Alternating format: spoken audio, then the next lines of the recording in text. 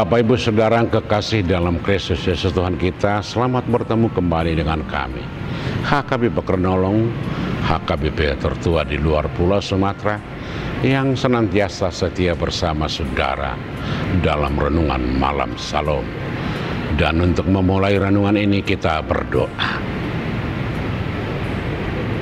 Terpuji Engkau Tuhan yang memberikan kami sukacita, nafas kehidupan, dan yang selalu menyertai kami dalam setiap perjalanan kehidupan kami.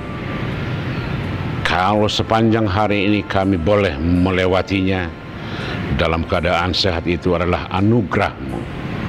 Dan hingga malam ini juga kami masih menerima berkat-Mu melalui sukacita dan melalui firman-Mu. Biarlah firman-Mu malam ini menjadi kekuatan bagi kami. Di dalam Yesus kami berdoa. Amin. Saudara-saudara yang kekasih dalam Kristus Yesus Tuhan kita, firman Tuhan untuk kita malam ini sebagaimana ditetapkan HKBP, kita ambil dari 2 Tesalonika pasal yang kedua, ayat 13 hingga ayat yang ke-17, dan menjadi pembimbing ayat 14 hingga ayat 15. Demikian firman Tuhan. Akan tetapi kamu harus selalu mengucap syukur kepada Allah karena kamu, saudara-saudara yang dikasihi Tuhan, sebab Allah dari mulanya telah memilih kamu untuk diselamatkan dalam roh yang menguduskan kamu dan dalam kebenaran yang kamu percayai. Untuk itulah Ia telah memanggil kamu oleh Injil yang kami beritakan, sehingga kamu boleh memperoleh kemuliaan Yesus Kristus Tuhan kita. Sebab itu berdirilah teguh dan berpeganglah pada ajaran-ajaran yang kamu terima dari kami, baik secara lisan maupun secara tertulis.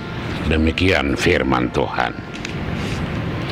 Saudara-saudara yang kekasih dalam Kristus Yesus Tuhan kita, hampir dalam setiap zaman orang-orang percaya selalu menghadapi berbagai ajaran dan berbagai aliran-aliran yang bisa menyesatkan dan bisa menggoyahkan iman. Itu sudah dimulai dari sejak ada dunia ini. Bagaimana setan dan iblis menggoda Adam dan Hawa dan orang-orang terdahulu.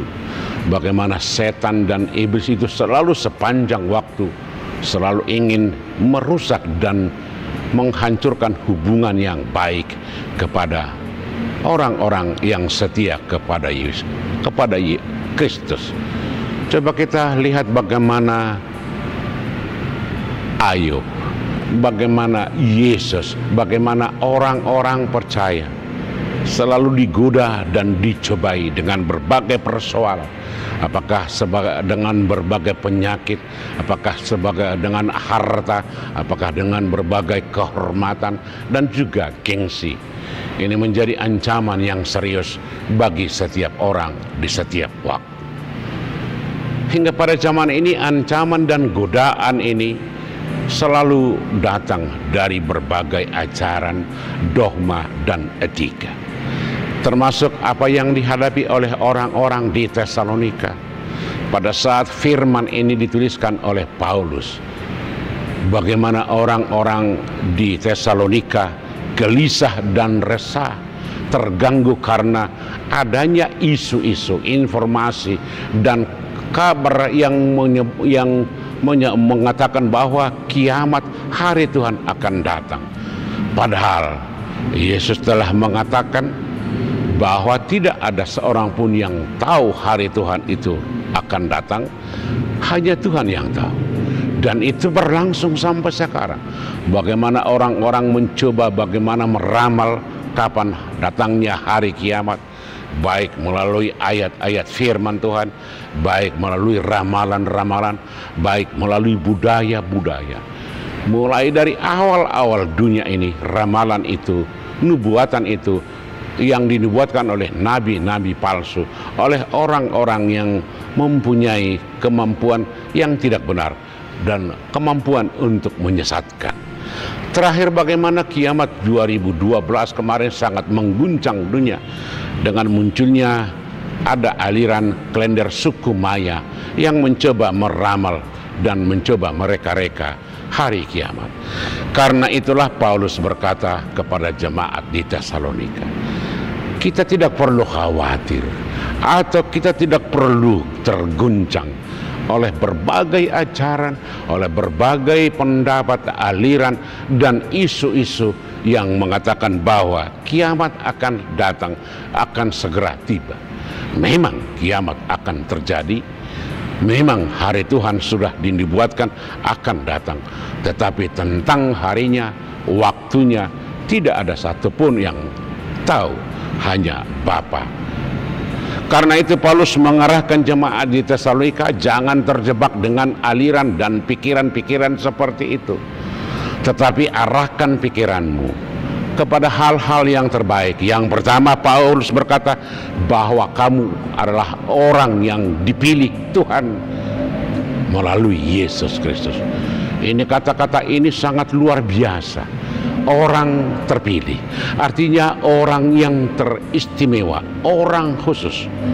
Karena itu ketika Yesus datang ke dunia dan menetapkan menyelamatkan orang-orang berdosa, itu adalah pilihan Tuhan supaya orang-orang berdosa tidak binasa dalam keselamatannya. Karena itu setiap orang yang percaya kepada Yesus pada dasarnya adalah orang-orang yang khusus, orang-orang yang istimewa. Karena Tuhan sendiri yang memilih. Coba kita bayangkan, sesuatu yang terpilih, yang istimewa, akan dijaga, akan dihargai, dan akan dirawat sedemikian rupa. Contohnya barang. Tetapi kita bukan barang, karena kita begitu berharga, karena kita begitu luar biasa, sangat dihargai Tuhan, maka kita dipilih menjadi orang yang diselamatkan. Pilihan Tuhan jangan disalahgunakan.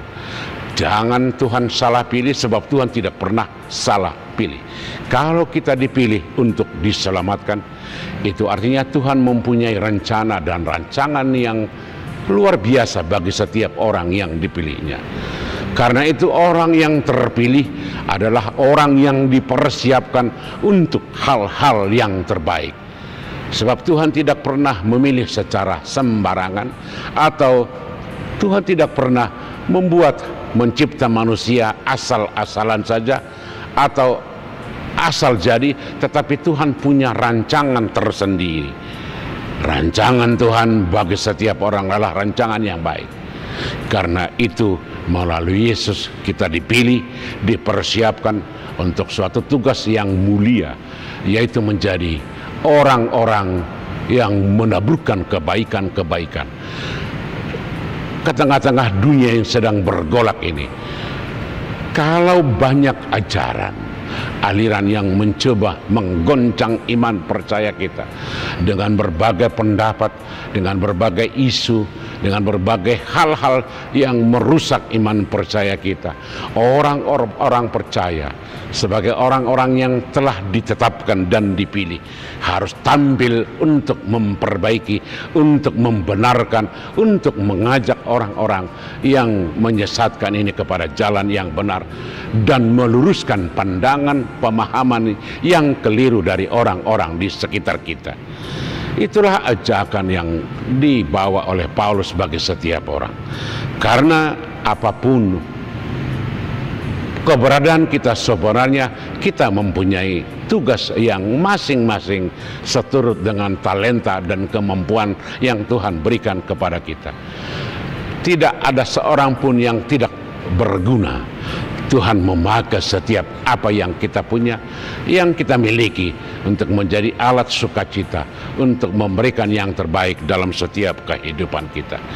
Jadilah orang-orang yang terpilih, orang-orang yang istimewa dalam perbuatan, dalam tindakan. Tidak asal berbuat, tidak asal bekerja, tidak asal-asalan dalam tindakan, dalam kehidupan sehari-hari, tetapi selalu mempersembahkan yang terbaik.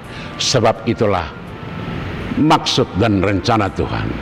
Kalau kita berani bahwa kita adalah mengatakan bahwa kita adalah anak-anak Tuhan, itu artinya sifat-sifat Allah yang universal, yaitu yang maha baik, maha kasih, maha pengampun, maha cinta kasih, maha sabar, harus kita tampilkan, harus kita hidupi sebagai bagian bagaimana kita menampilkan wajah Allah yang sebenarnya dalam kehidupan sehari-hari.